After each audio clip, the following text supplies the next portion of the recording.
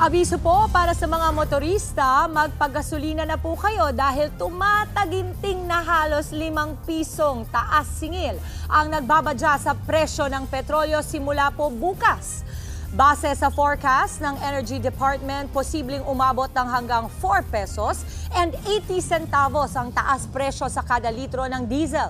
Hanggang 3 piso naman po sa presyo ng gasolina, habang 4 pesos and 40 centavos sa kerosene.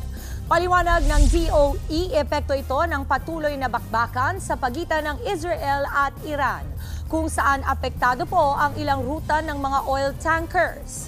Dahil daw dyan, pumalo na ng halos $10 per barrel ang presyo ng langis sa buong mundo.